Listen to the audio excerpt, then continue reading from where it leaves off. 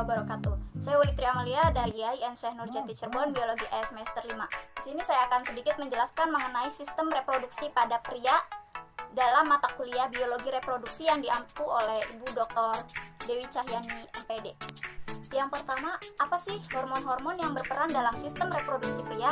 Berikut ini adalah beberapa hormon-hormon yang berperan dalam sistem reproduksi pria.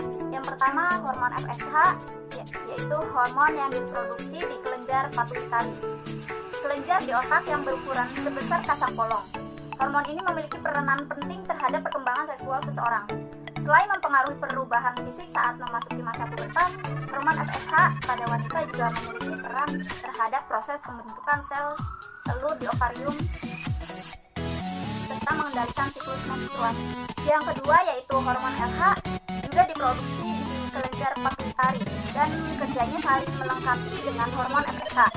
Yang ketiga yaitu hormon testosteron. Pada hormon testosteron pada pria lebih tinggi dibandingkan wanita. Hormon ini akan mengalami peningkatan selama masa pubertas, kemudian mulai menurun sejak memasuki usia 30 tahun.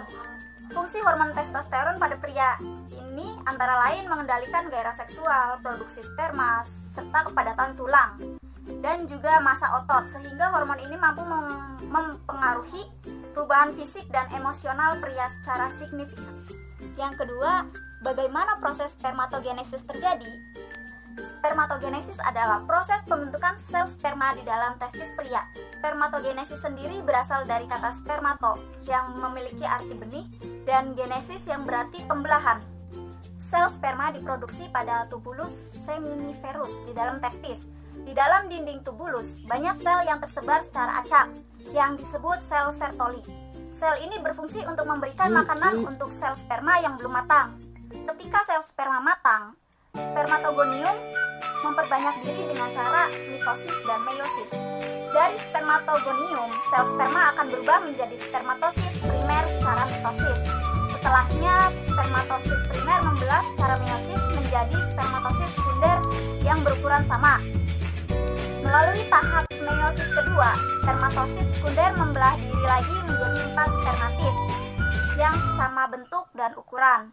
Spermatid merupakan tahap akhir sebelum akhirnya berubah menjadi sel sperma yang matang dan siap dikeluarkan. Yang ketiga yaitu bagaimana cara menjaga kualitas sperma. Untuk menjaga kualitas sperma yang pertama yaitu menjaga asupan nutrisi. Salah satu cara meningkatkan kualitas sperma adalah dengan menjaga asupan makanan sehat dan bergizi setiap harinya. Dapat dilakukan dengan mengkonsumsi setidaknya 5 porsi buah dan sayur yang berbeda setiap harinya. Selain itu, berbagai jenis makanan yang mengandung karbohidrat kompleks seperti gandum, kentang, beras merah, dan sereal juga dapat menyehatkan sperma. Yang kedua, mengkonsumsi vitamin dan mineral. Beberapa jenis vitamin dan mineral yang diperoleh dari makanan atau suplemen juga berperan penting dalam membantu meningkatkan kualitas sperma. Salah satunya yaitu zinc dan vitamin D. Zinc dan vitamin D mampu meningkatkan jumlah dan memperbaiki pergerakan sperma. Ada beberapa macam makanan yang mengandung zinc, antara lain daging, kentang, produk olahan susu, roti, dan sereal. Sedangkan vitamin D dapat diperoleh dari sinar matahari, ikan, daging merah, hati, dan kuning telur. Yang ketiga, menjalani pola hidup sehat. Dengan menerapkan pola hidup sehat, bisa menjadi cara meningkatkan kualitas sperma. Dalam hal ini, Anda bisa melakukan langkah-langkah berikut, yaitu olahraga secara rutin, jaga berat badan tetap ideal, berhenti merokok, hindari stres, dan juga hindari menggunakan pakaian dalam yang ketat. Yang keempat, bagaimana jalur pengeluaran semen? Yang pertama, sperma diproduksi di dalam testis, lebih tepatnya di dalam saluran tubulus seminiferus. Setelah selesai diproduksi, maka sperma akan ditampung sementara di epididymis yang berupa saluran berlekuk-lekuk di luar testis. Selanjutnya, sperma akan mengalami masa kematangan di dalam epididymis. Setelah matang, sperma akan dialirkan menuju saluran panjang vas deferens. Vas deferens akan mengalirkan sperma menuju vesika seminalis. Di dalam vesika seminalis ini, sperma akan disimpan dan ditampung serta akan diberi nutrisi yang dihasilkan oleh vesika seminalis ini berupa cairan semen.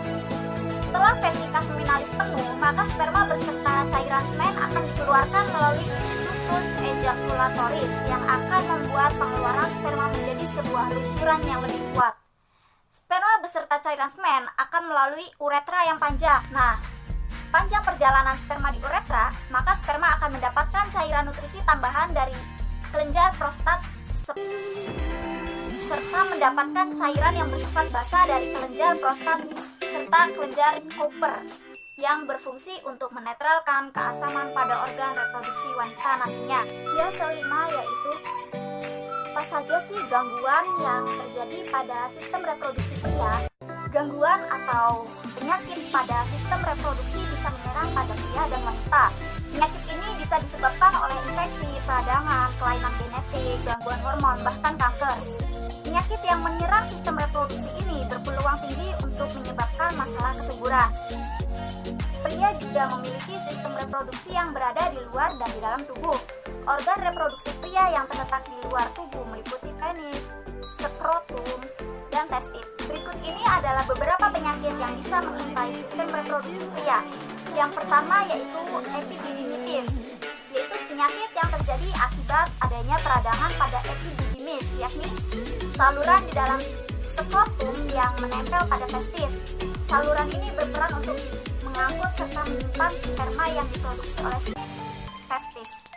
Epididymitis dapat menyebabkan buah zakar bengkak dan nyeri, air mani mengandung darah, nyeri saat buang air kecil, dan gangguan kesuburan.